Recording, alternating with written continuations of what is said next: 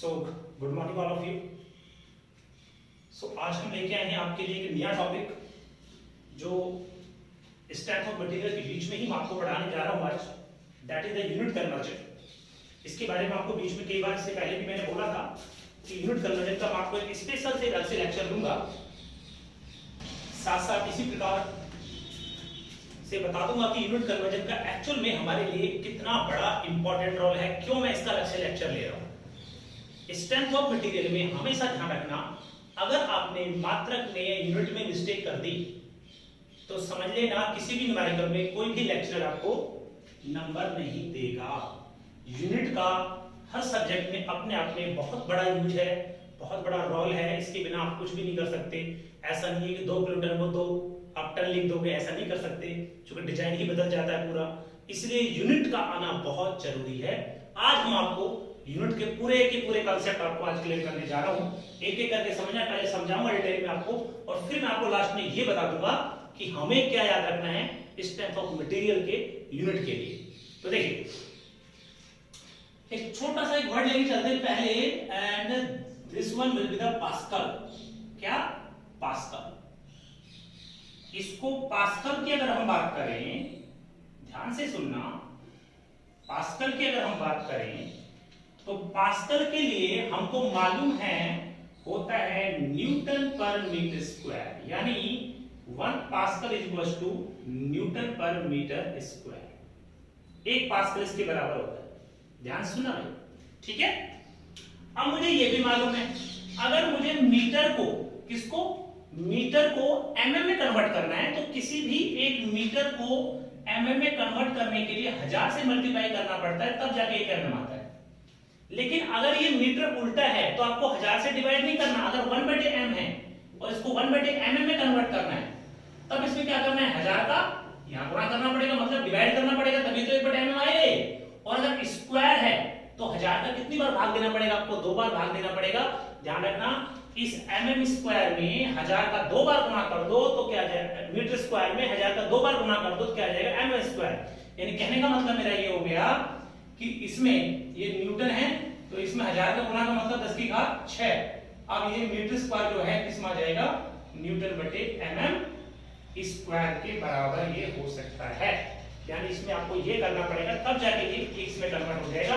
या फिर मैं इसमें ये भी कह सकता हूं, आप इसको ऐसे भी समझो, ये न्यूटन पर mm स्क्वायर है। अगर आपने इसमें 1/10 की घात 6 कर दिया तो ये ऑटोमेटिकली इसमें चला जाएगा mm स्क्वायर। यानी कहने का मतलब मेरा ये भी हुआ कि इसको आप वैसे भी समझो कि भी देखो, mm मीटर स्क्वायर को mm में लाने के लिए आपको क्या करना पड़ता है, जनरली हम करते हैं मीटर को mm लाने के लिए 1000 का गुणा करते हैं, बट ये 1000 का गुणा नहीं करना, भाग देना, 2 बार, चूंकि स्क्वायर हो रखा है। तो इसको आप क्या लिख सकते हो, 10⁻⁻6 न्यूटन पर mm स्क्वायर। अब इसको आप डायरेक्ट याद रख लो। वैसे मोस्टली तो हमें इसकी जरूरत पड़ती है बस कि पास्कल बराबर क्या होता है, न्यूटन पर मीटर स्क्वायर बस, ठीक है। अगर फिर भी आपको अगर इसको mm में लेके आना है तो इसमें 10⁻6 का गुणा कर दो, न्यूटन पर mm स्क्वायर में ये आ जाएगा। और समझे, सेकंड में आपको लेके चल रहा हूं किलो पास्कल। क्या लेके चल रहा हूं, किलो पास्कल। अगर मैं किलो पास्कल की बात करूं, किलो पास्कल की बात करूं तो इसकी सिचुएशन भी समझने लायक।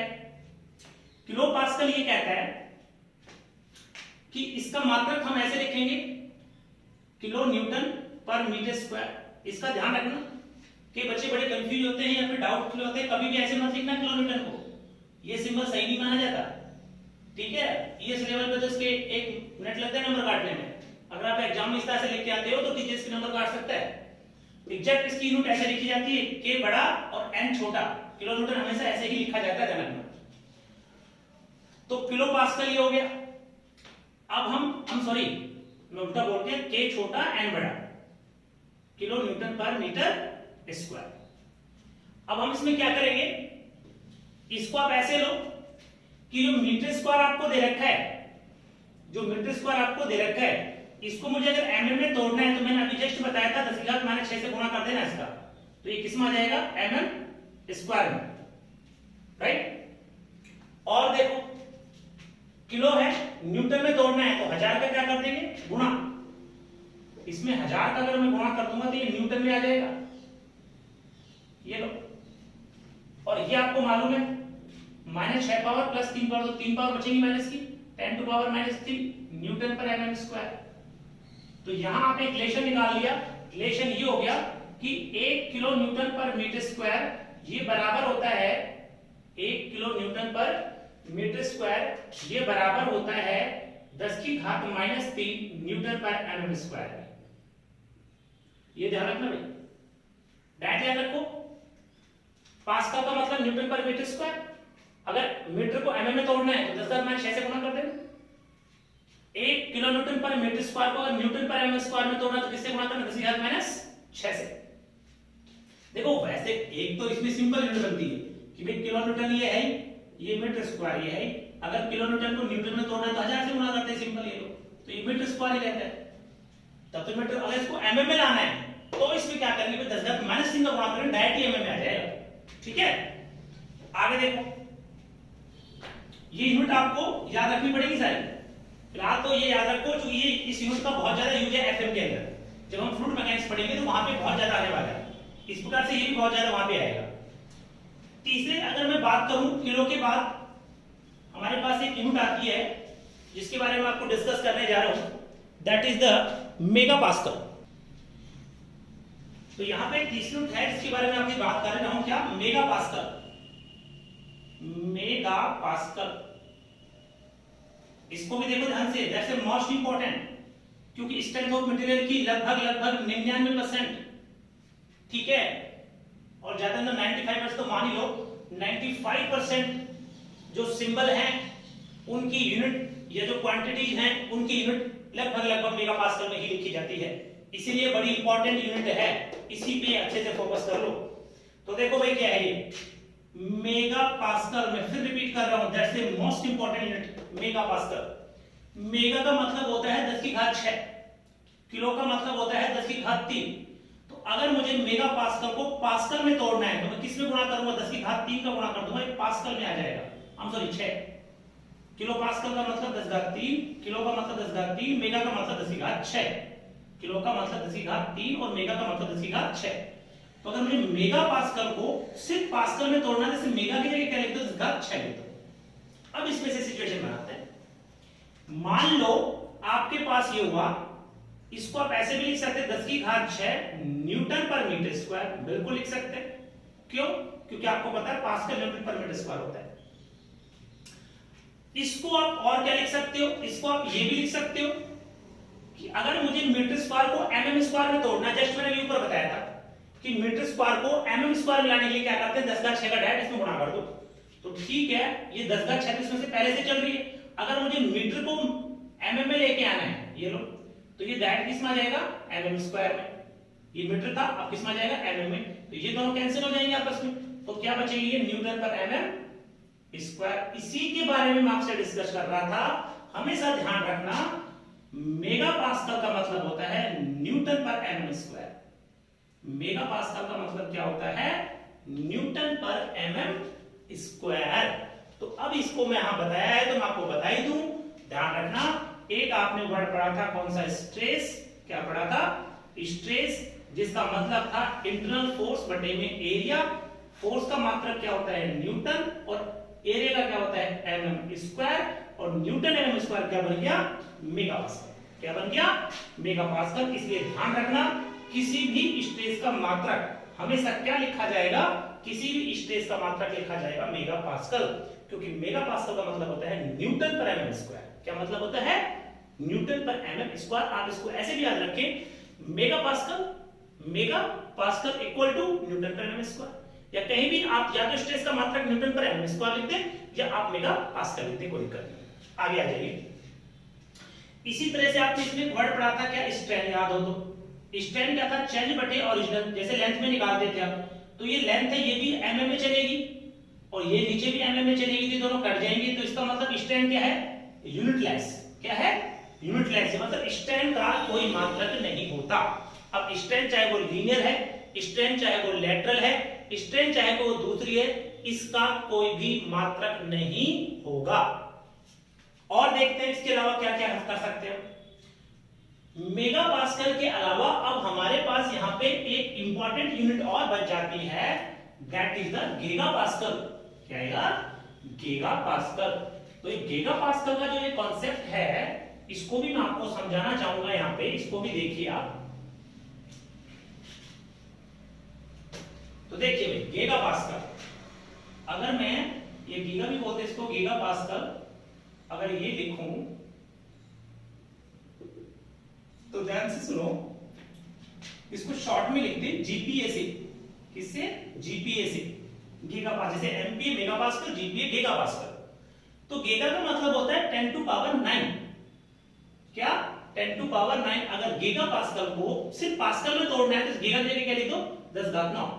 और पास्कल का मतलब Newton per metre square, right?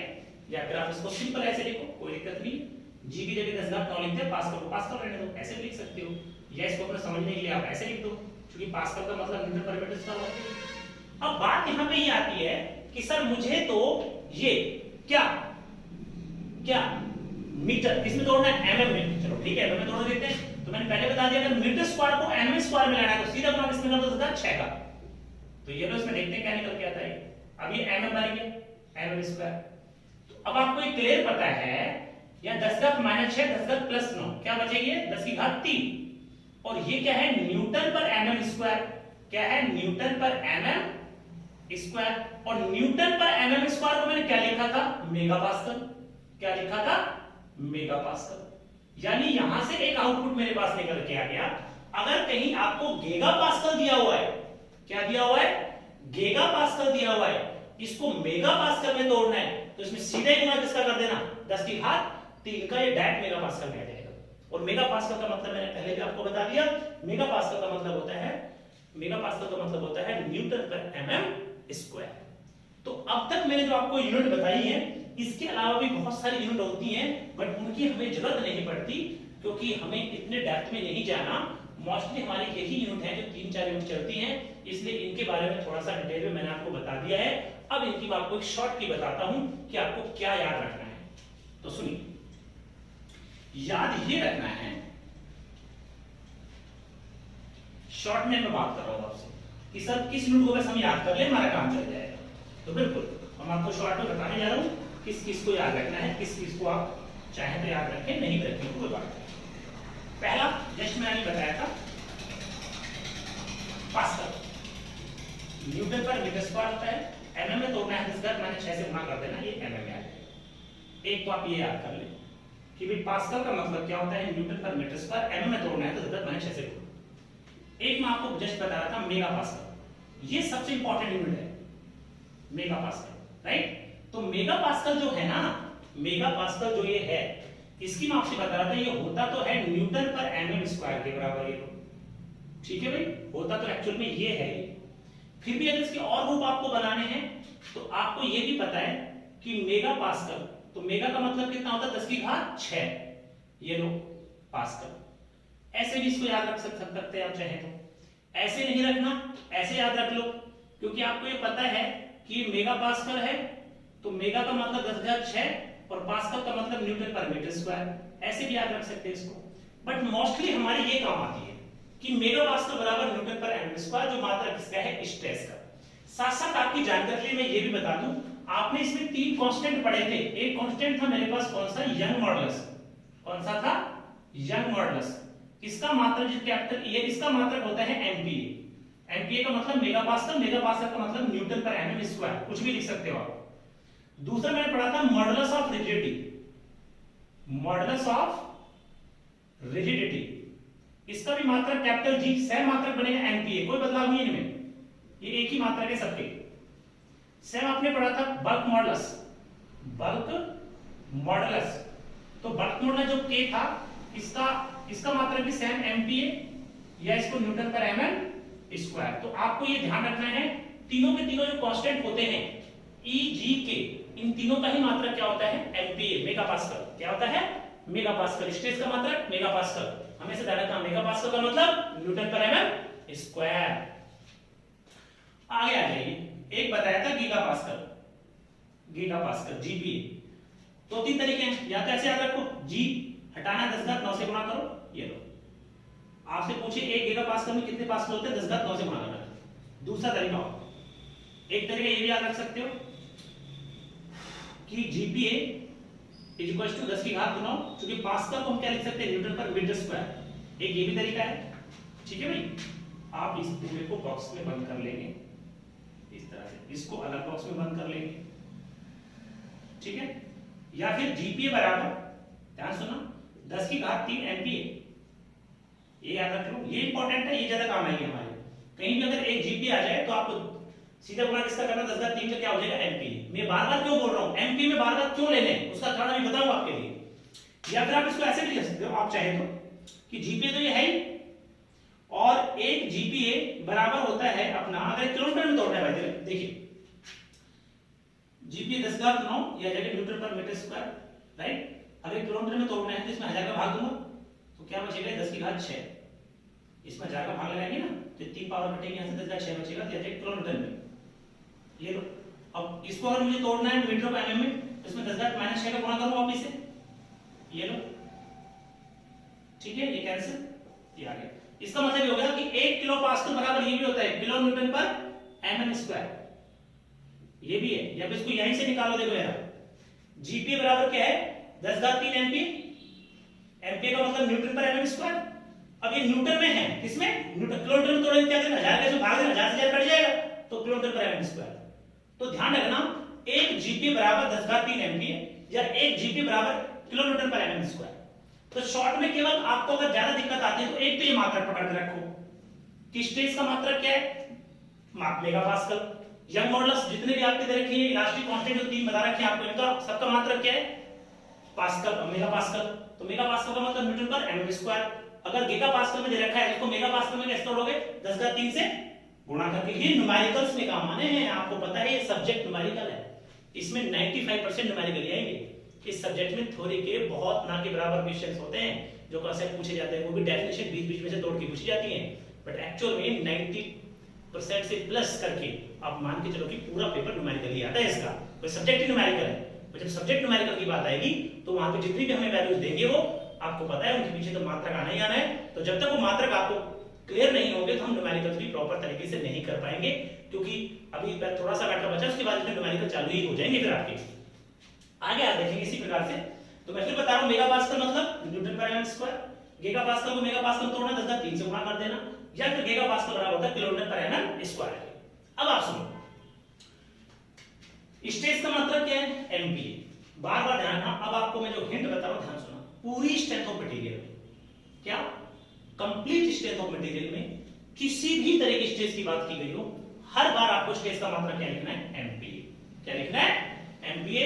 ये जो मैं बोल रहा हूं ये मैं नहीं, मेरा अनुभव बोल रहा है, ध्यान रखना, मैं आपको फिर बोल रहा हूं, पूरी स्ट्रेंथ ऑफ मटेरियल में कहीं भी किसी टाइप की स्ट्रेस की बात की गई हो, उसका डायरेक्ट मात्रा क्या लिख देना है, एमपीए। एमपीए का मतलब न्यूटन पर MM square, right.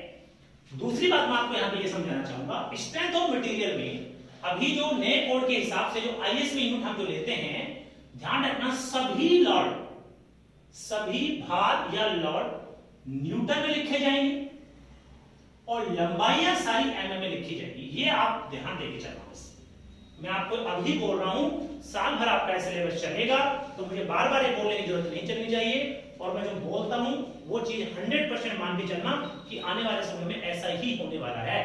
That means मैं क्या, सारे भार किस में लेके चल रहे हैं, न्यूटन में, लंबाई किस में लेके चलनी है, एमएम में, सॉम के अंदर, स्ट्रेंथ ऑफ मटेरियल। वहीं जब मैं एफएम की बात करूंगा तो फ्लूइड मैकेनिक्स की जब मैं बात करूंगा तो सारे भार न्यूटन में, ठीक है, लेकिन लंबाई हम मीटर में लेके करेंगे। इसमें लेके करेंगे, मीटर में लेके करेंगे एफएम के अंदर।